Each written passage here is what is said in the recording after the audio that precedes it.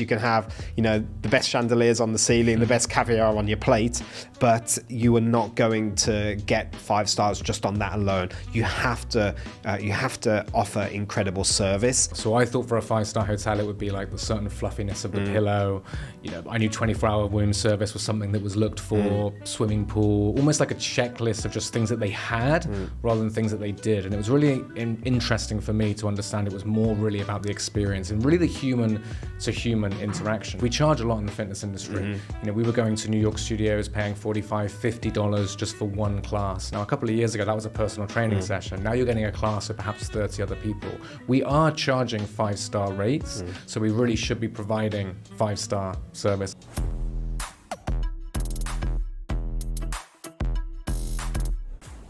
My name is Jack Thomas, co-founder of The Fit Guide, which is the global standard of fitness excellence. Welcome to the 5-Star Fitness Podcast, which is all about bringing the very best from hospitality into the fitness industry so we can have better businesses, more profitable businesses, and help more people. I'm joined today by Matt Lavender, co-founder of The Fit Guide. Welcome, Matt. And today we're going to be talking about what the fitness industry can learn from the Michelin Guide and also Forbes Travel Guide as well. Matt, you of course worked at Forbes Travel Guide. I think let's just start off with what is Forbes Travel Guide and why should we look to them for inspiration? Well, I think everybody's heard of Michelin Guide, and so it's quite clear what they do. But Forbes Travel Guide specifically are a ratings company, an independent adjudicator of the best hotels in the world. I think it's useful to maybe look at the history just a touch as well, because I think that sort of helps.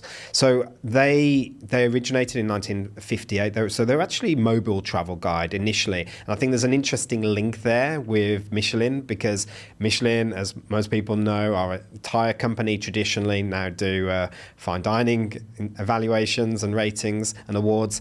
Forbes Travel Guide did the same for hotels. And so really, though so they were mobile obviously originally, so both mobile and Michelin, companies that were featuring in the motor industry, and so it was really encouraging people to travel around, to use cars and travel. So how you could find the best hotels or the best restaurants when you were driving around.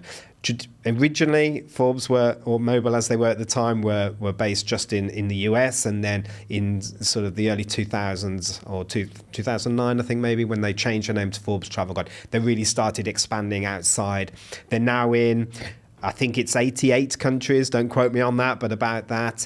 And so, they go in, they send anonymous inspectors around the world to stay at the best hotels in the world to do an inspection based off around 600 to 700 standards for a hotel, and then award them either 5-star, 4-star, or recommended ratings. Of course, they sell other services off the back of that, and there's all sorts of other things that they do. But primarily, they visit and assess and award the best hotels in the world.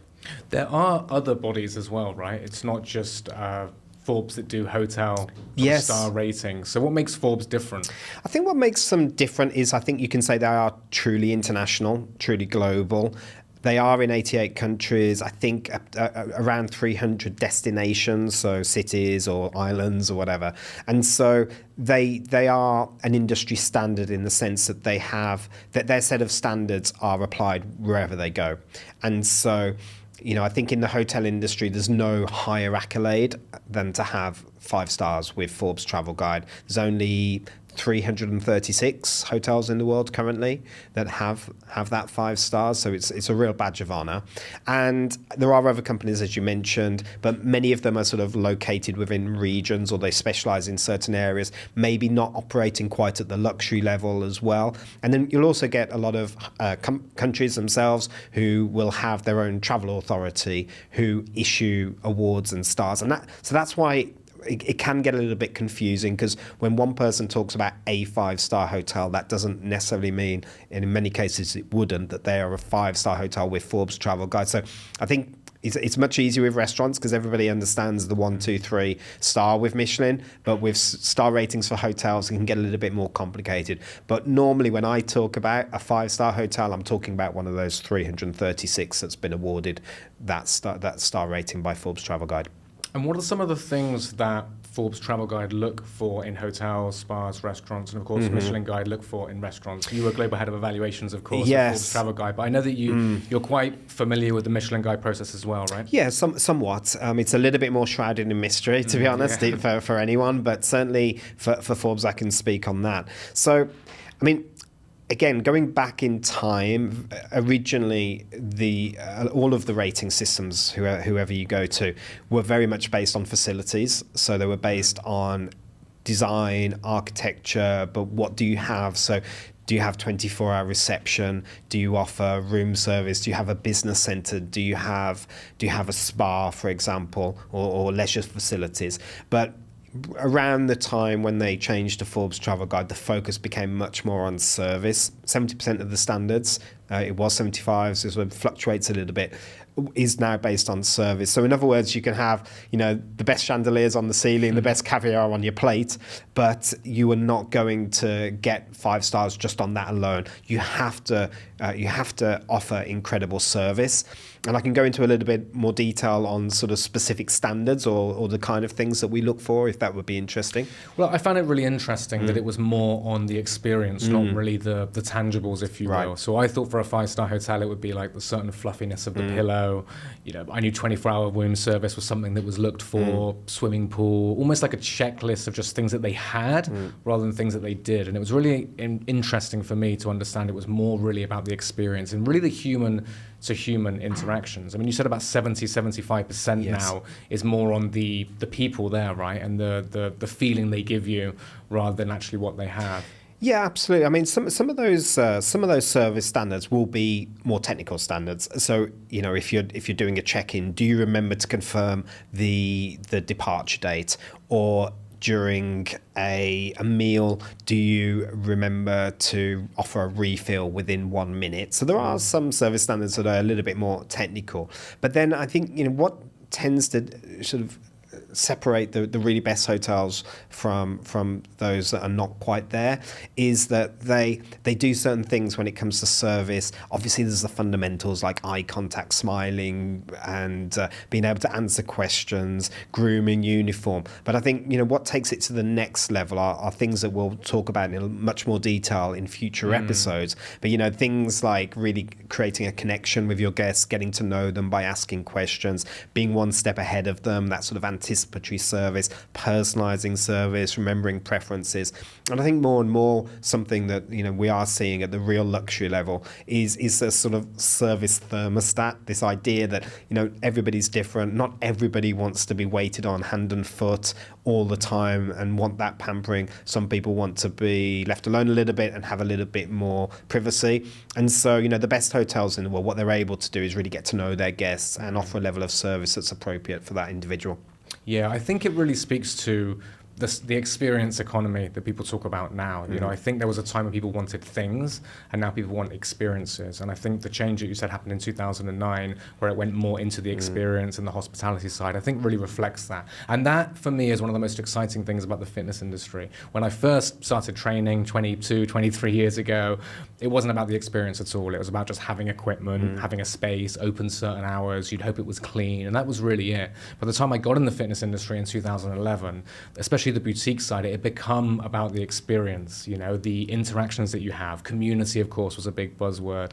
You'd meet people there, the instructor would connect with you, they'd get to know you, they'd give you a very personalized workout and session. And that, for me, I think really... we've brought so much of that, I think, from what happens in hospitality to fitness, because that's really, for me, what's made fitness special. And I think, around 75% of our standards are actually around the interactions that you have. And that's something that I think has been very accepted by the fitness industry. Almost everyone we spoke to within the fitness industry has sort of agreed that, yes, that's what makes a yoga studio special. It's not the quality of the mats. Of course, those things are important. The lighting, the decor, that's like the icing on the cake, but really it's the instructor, the staff. That's really what makes something special, I think. And I really like how we've kind of brought that into the Fit Guide. I know you haven't worked for Michelin Guide, but what do you know about sort of the process and what they look for?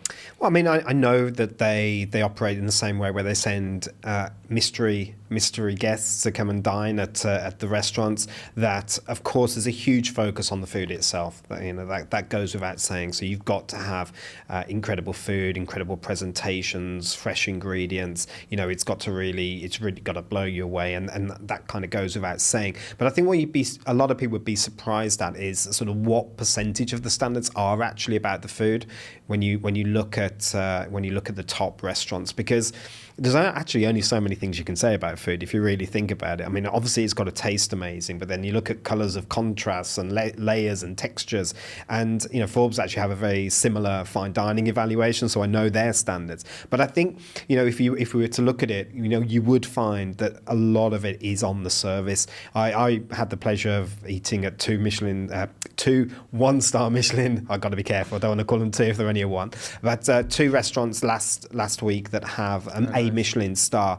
And, I think, so it's a bit fresh in my mind, and the sort of things you notice is things like synchronized service. So it's almost like a dance, the meals get served at the same time. The ability to describe dishes in a really detailed and engaging way that paints a picture, and that could, I can already see parallels in fitness describing the concept of of what you're about to, the workout, for example. So the service is a massive factor in fine dining as well. Of course, there's also the atmosphere, the ambience, everything from the sort of the serviceware and the quality of the plates and everything.